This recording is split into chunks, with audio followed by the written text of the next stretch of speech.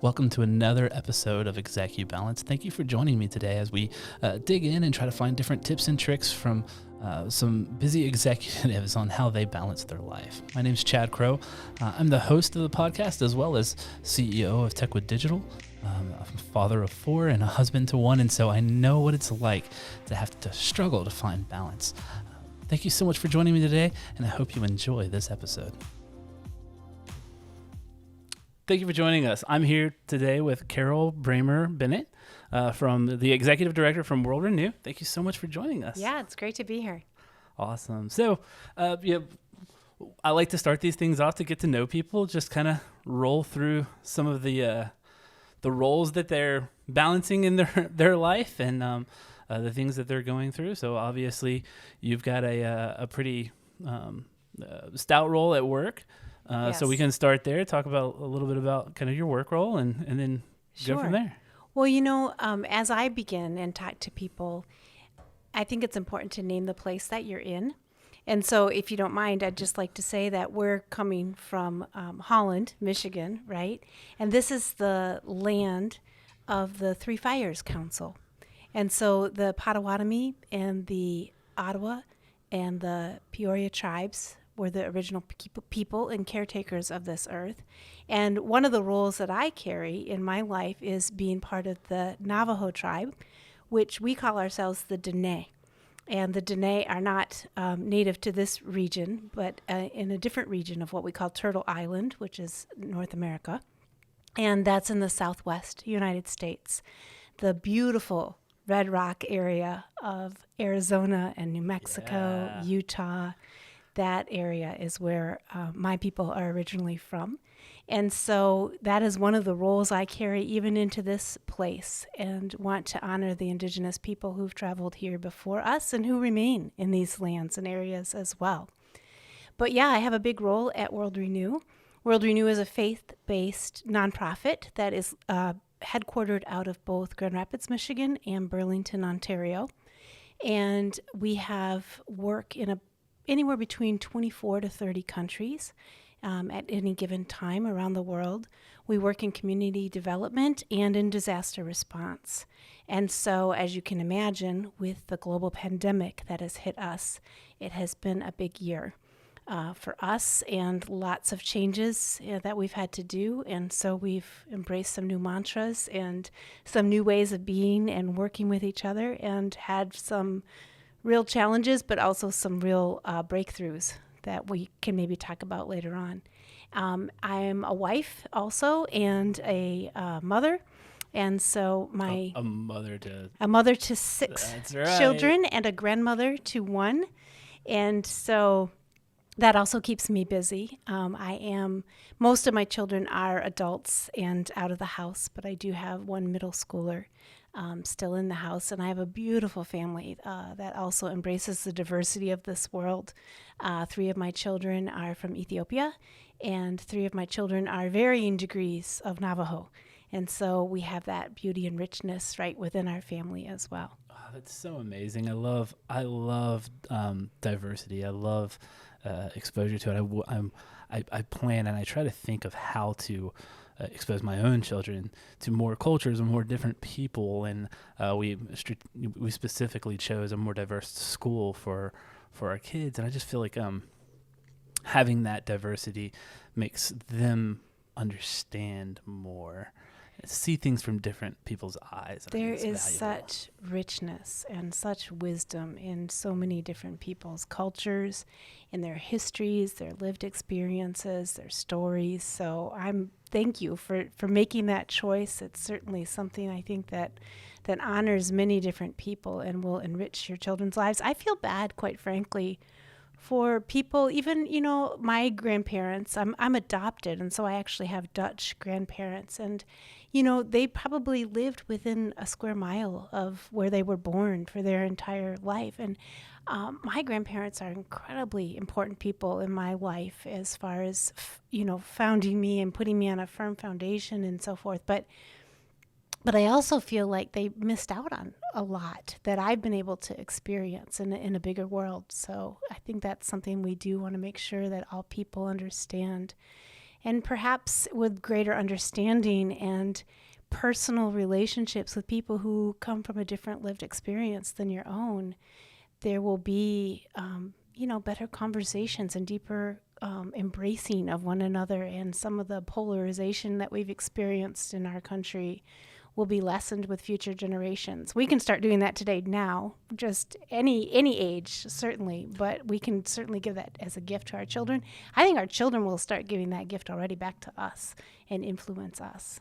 Yeah, and I think through your role, your work too, you can see some of the good that happens when people can come together, but then you also see the other side when people are having a hard time helping each other, how things can go awry. Yeah, World Renew works in a number of countries where there's such conflict and, violent conflict. We have work in West Africa, and there's been some hard spaces that we've had to work in, and it is good to see that it still comes down to individuals reaching out, making bridges, finding ways to come together as community to live in a different way. And there's been some amazing stories actually in World Renew where communities that we've worked with have chosen against all rationality, all natural urges to not choose revenge when something bad has happened to them, even burning down of churches and so forth. They've chosen a different path, and we're proud to be a part of that story and a part of that thinking about how we can respond. And so we certainly can see that it makes a difference. Awesome. Well, I think you've got some amazing roles, and I think you're honoring them all. It sounds like so. I'd love to dig in to some of the more unique ones that I haven't had the chance to talk so much about, particularly some of your background and your role as a Navajo is interesting, and then your role as a mother of 6 is something you don't see every day. So those are definitely amazing, and I'd love to see how they kind of flow and impact with your work, and how do you balance things when obviously 6 kids is a lot to do at home, and so as you're working, how do you keep those things in a healthy balance? Yeah. Well, one of my strengths is being an arranger, and so especially when I had all the kids at home, just keeping track of all their different schedules, and that was something I really had to stay organized. You got to stay on top of it. You've got to I'm also the one who can really cook in our family. And so, making sure that I make good plans and carry them through and stay organized and do things in mass quantities and plan ahead. And I became a big believer in freezer meals for a while there. But also just, trying to keep it healthy. We became vegans for a while, a number of years back. And I really embraced that because I felt like I had gotten to a point where I was just feeding people. I wasn't really cooking for people. And so that's something that I think is important to keep it healthy as well for everybody. And, trying to be present and at the important events is really important. I am privileged right now to be a part of the Grand Rapids Chamber of Commerce's Leadership Grand Rapids, Leadership GR cohort. And we've been hearing each other's leadership stories. And yesterday I heard a number of them again, and they all came back to what they had learned from their parents and, fathers and mothers and grandparents that had taught them.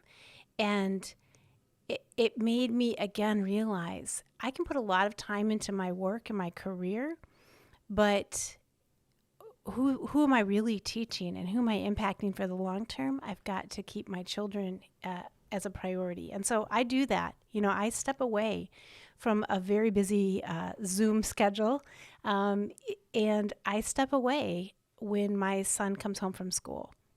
And I've blocked off time so I don't have meetings during that time. I may still be doing other things, but I make sure there's space for him to kind of come back and know that I'm present. And that's been a real gift. I think there's been some gifts during this COVID season, and that's been a gift. Normally, I travel 25 to 30% of my time. And so, I can be into 10 to 15 countries every year. And and so I missed out on some things. And the very first year of being executive director at World Renew, I missed every single one of my children's birthdays. Oh, And no. yeah, and that was a learning experience for me to say, okay, I can always be somewhere else. I need to more intentionally choose where I'm going to be and who I'm going to be with, and to look ahead at those important dates and realize that those are things you can't get back. And I think with the incredible loss that we've had in life and in connection during COVID, we understand better and at a deeper level what you can't get back and what's truly important. Personally, I've lost over 15 people who've passed away because of COVID. COVID hit the Navajo Nation really hard, really hard. And so you start to look at those relationships differently. And when you can't have that contact, you suddenly realize how much you took it for granted, and you don't want to do that anymore. So I try to do some things, in my daily role to block out time, so that I'm blocking out time for family. And I also take a pretty hard stop on the weekends. Now I'm an early riser, so I do some work in the mornings on the weekends before my family wakes up. But I don't hit send on a single email over the weekend. I read them, but if I need to respond, I save it in the drafts or use something like Boomerang and send it later. Because I want to model as a leader as well that we've got to have Sabbath. We've got to have a break from our work. And my staff was going under in the first, couple months of being remote, because we've been remote since, March 16 of 2020. And we needed to give people some permissions and help them set boundaries. And as a leader, I feel like I need to model that. And so I make some pretty good boundary lines for myself, which I know is experienced by the people that I lead. Yeah, I think that's something most people don't realize is like the act of sending an email after hours, what that induces. So one, as you said, it models a behavior that maybe we're not really after. And it says, okay, well, this is acceptable. But then two, it also, for me, as I get emails after hours, it's anxiety inducing. It's like if I check my email and I have an email there that came from somebody later, even if they're not intending me to respond to it immediately, I won't stop thinking about it until I respond. Right. And it can ruin a weekend. Yeah. Really quick. Yeah, it really can. And when you're the leader, the director, there's an unspoken expectation that you're going to respond. And some people, especially as we work in a global context, in some cultures, that hierarchy, is very much present on somebody's mind. If the quote unquote boss emails you're supposed to respond right away. And so, just kind of protecting people from me, from myself, but also from themselves is something I try to do. That's awesome. And then, so you mentioned being more intentional about planning and making sure you don't miss birthdays, right? What does it take to make sure that you are, you're hitting the events you want to hit? Yeah, good control over your calendar, knowing when to say no is important. I think that you can, if you have to miss something to make it special anyways, and make sure you've got those calls and so forth. Because not all of my adult children live with me now, I haven't seen some of them on their birthdays because we're more spread out and isolated in that way. But I think you've got to put some extra thought into it and make sure that you still convey the specialness of the day, even if you're not there. Yeah, I love to. You mentioned being an early riser. I'm an early riser as well, and I find so much of value in the early hours of the day. Before anybody else is up, I can get stuff done.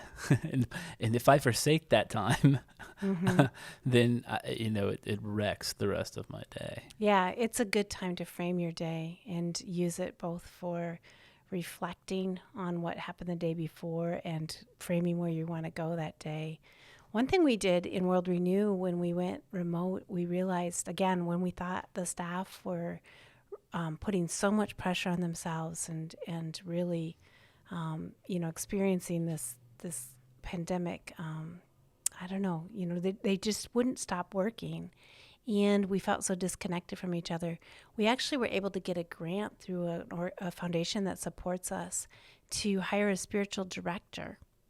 And we started a few times a week. Anybody in the world could gather at, I forget if we did 7 a.m. or 8 a.m., Eastern, and they could gather and just have that meditation time together. It wasn't real interactive, like we weren't really speaking, but it was being led and guided. But it was a sense of community, and it was a good practice to get into that meditation in the mornings. And so that was a real gift that foundation gave to us. And that was one of the blessings of COVID too, is that we realized we were being able to gather with people that normally we wouldn't see often at all, because we had left all of our gatherings to rely on physically being together. And so we were able to open up and have more people at the table and more voices in a lot of different meetings and a lot of different avenues that we've had in this past year that has been really great to have more people at the table. So as an executive director for a nonprofit, how many staff, like what type of workforce are you managing? Yeah, so we've got about 120 staff at what we call either the home office or the international tier level. And then in our country offices, we have national tier staff, and there's probably another 100 plus staff that are in those offices. And then we have a lot of partner organizations within countries that we also work with. And so they're not directly on our payroll, but they're receiving grants and carrying out a lot of the programming for our work. So that's a lot of people, a lot of responsibility, but still being able to control your schedule enough for your kids. How does that happen? Early on we did some things to learn how to work remotely, and we learned from colleagues who were doing that more often. Blocking your schedule is helpful. We learned that, the stress, especially on women, was quite a bit higher. And I think it remains higher because often they are the primary caregivers. Sometimes they are the single parent who is in charge of children. And with children being home from school and trying to still work, we found that our female staff were having high challenges, but really any staff who had young children at home, school-age children at home in those first months. So we set up a couple of different avenues for staff to let us know what was going on. And so we call them hot groups. And hot groups are established to exist for, about a month, maybe not any longer than that, to address a particular issue or topic and feed advice and wisdom and recommendations to leadership. And one of the first hot groups we set up was about staff who have children or grandchildren at home and the impact that was having on them being able to do their work. And what we had to do, a couple of mantras I had early on in the pandemic was abundant grace. You've got to give it and you've got to receive it. I found my staff was actually quite willing and ready to give abundant grace, but they weren't so ready to receive it. And it was hard for them to ask for help or to say that they were struggling or going under, or that, they were trying to work and they didn't have the right space or the right equipment, or the schedule was all different now. And so we really tried to work with staff to let them set different work hours if that's what they needed. I had some staff who needed to take advantage of those early hours and, do a 4 a.m. start because, and then they would work for, 6 hours, and then it was time to be with young children, and then they'd pick up the rest of their hours at night. We also let them adjust their work plans and certain deadlines, and Even foundations and grantors that have worked with us have been flexible about, what can we realistically do given the scope of the pandemic. So we did that, but we also really did talk about we want to give grace. This new virtual communication, we've got to be careful about how we read body language or the tone of emails, so as you read it, give grace. But also, if you make mistakes, and we do, and I made my fair share too, you've got to be willing to receive grace as well and let things go. And we wanted to let staff, we talk about reasonableness. We're an organization that's got quite a great reputation. And it's been amazing for me as I've come into World Renew to walk into, conference rooms in Malaysia and Amsterdam and all around the world. And like, oh, it's World Renew. It's excellence. But we had to say, you know what? We have to look at what's reasonable. And something that's reasonable is also very good. So let it go. It's good. We kind of said good enough. That almost felt like settling for a while. So now we've embraced the term of reasonableness for the staff. I like it. Yeah. Good enough does not sound as good. Reasonableness, I can get on board with. Yes. Yeah. Yeah. I like it. Hot groups, they sound amazing, an amazing tool for you to get information and feedback from. And so what are some more examples of things that came out of that? So, Yeah, so that we adjusted work plans, we adjusted hours. We also asked supervisors to regularly check in with staff who they knew had children in the home.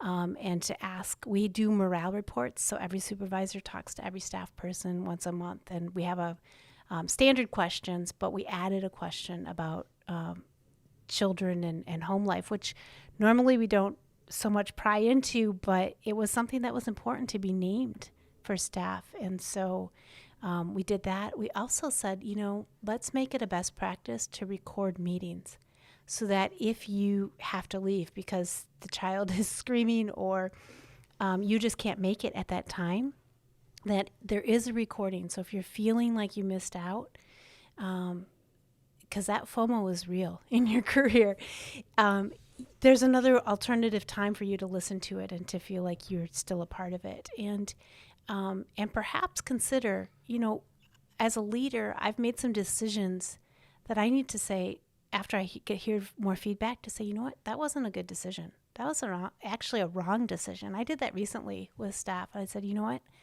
I made a mistake. I made a mistake about some of the budgeting decisions we were making. And my staff, says, oh, it's not a mistake. I'm like, yeah, I can embrace it. I can make mistakes. And so reconsider, if you can add input later that actually is insightful and helpful for some people who weren't at the meeting. And that was one of the things that I got some input from some people who weren't able to be at the meeting where we rolled out some ideas and some decisions. You got to reconsider those things. So I think that's what and keep the team flexible to allow for things to change. Pivot was a big word, of course. Oh, yeah. Maybe we're tired of it, but we did, with the other mantra, besides my abundant grace mantra, my other mantra has been pivot, adjust, repeat. And, we're just in that new cycle. And that's a really exciting cycle, actually. I just read a book about rethinking, Adam Grant's book. I highly recommend it. But you've got to constantly be rethinking. We want to be innovative and we want to be effective. And so we want to, listen to that diversity of opinions and perspectives. And you can pivot and adjust. And then if you get set in that way, you might not be so good, so great in a couple of months. You don't want to be Blockbuster. No, you do not. You do not. So, and you don't want to be Netflix and mistakes they've made along the way either, right? And then they have to rethink the decision because there was a moment when I bought some Netflix stock and I should have hung on to it. And then I rethought, But yeah, So you've got to keep doing that and be willing to repeat that cycle. That's amazing. I love what you've done in the organization. I love how intentional you are about listening to your team, and I love that they're all willing to embrace those things. I think one of the terms I've heard along the way was Zoom grace. Like, I love how much Zoom grace goes around right now. I do love that you're trying to extend that beyond just Zoom grace, right? Right. Yeah. So, one of the things I would love to talk about, is more from your personal career. As you've come into the position that you're in, what was that path like? And specifically, what was that path like for you as a female, as a Navajo? It's a it's a path and experience I'll know nothing about, and so I'd love to hear from you and learn from you on it. Yeah. Well, I made quite a career leap 5 years ago, almost 6 years ago now in 2015. I had been in education. And so I was actually trained as a secondary education teacher and taught middle school history primarily. And then I had gone on and gotten my master's in educational leadership and had gone into the administrative side of, being a principal and a superintendent and then an executive director of a faith-based school in New Mexico. And that school, Rehoboth Christian School, served primarily Navajo and Zuni students. And as you might imagine, in indigenous communities in the United States, there's a lot of poverty and circumstances of poverty, addiction, and dysfunction. There's really suppression of economic development and high unemployment.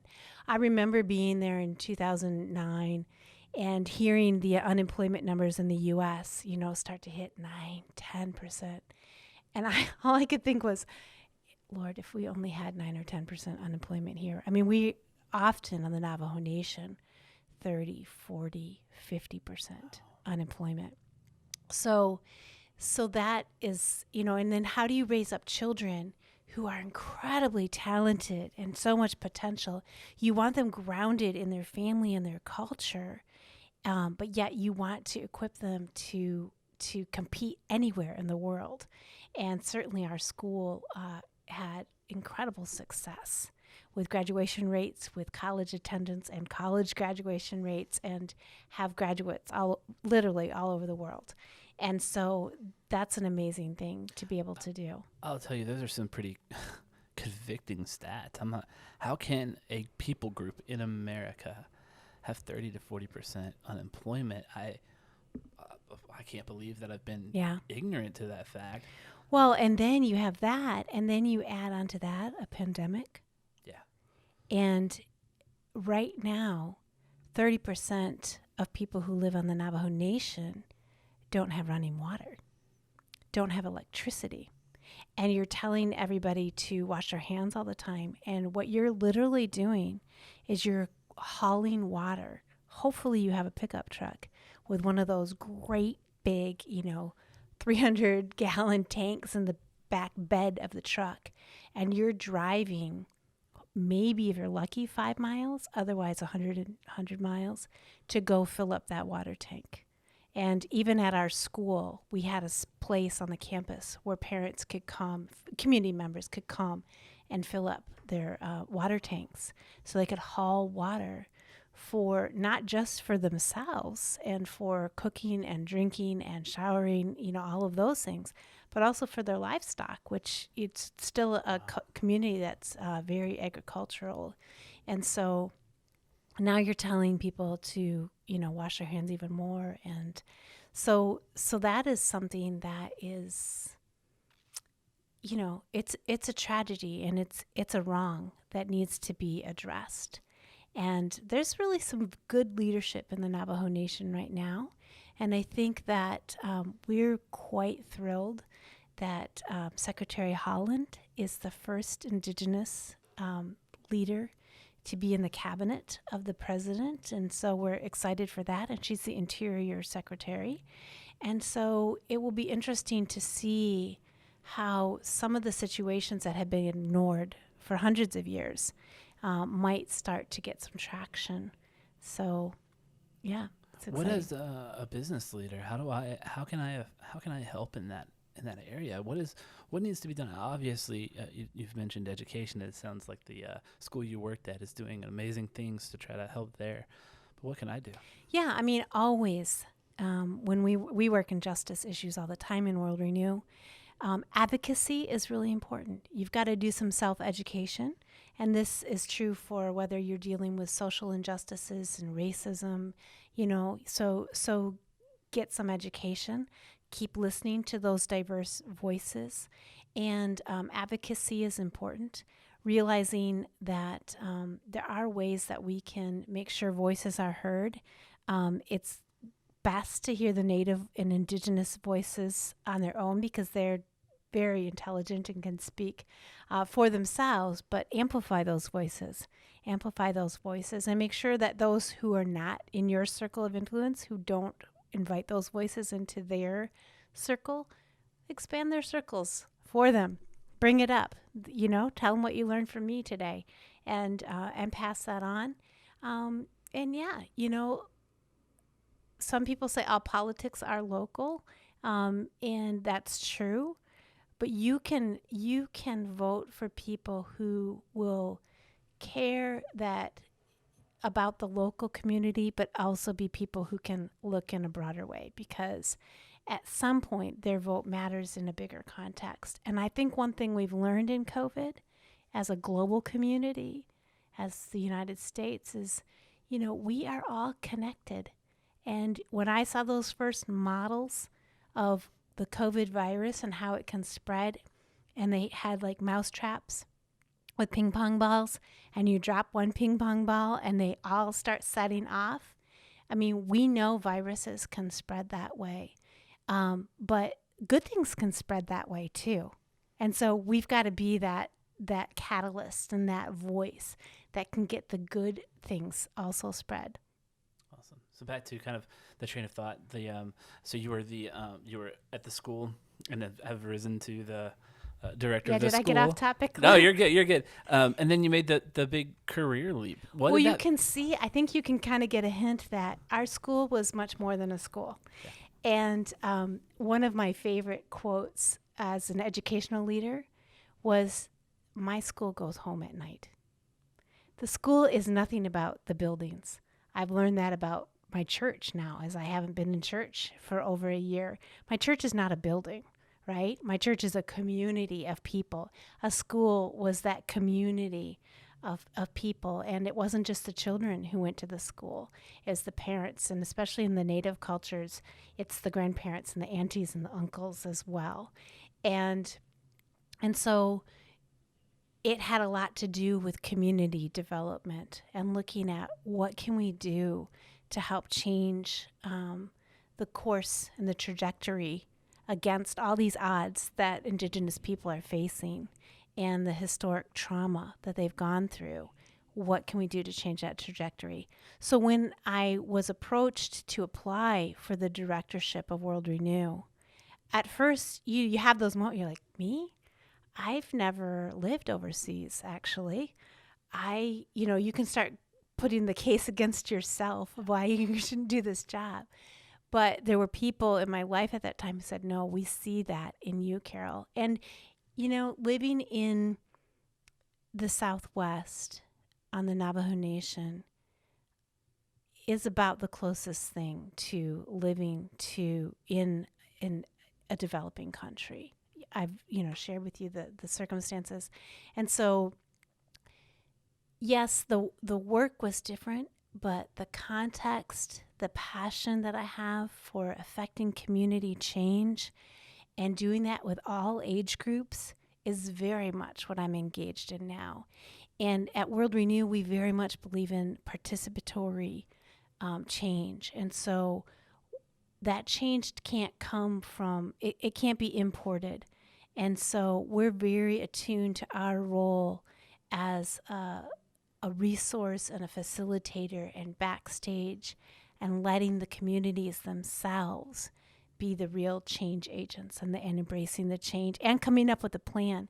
And so many communities that we work with in World Renew are Indigenous communities from around the world. And so it's an advantage to me to have an Indigenous perspective, because in this country, Indigenous people have had a hard road and have certainly been marginalized and oppressed.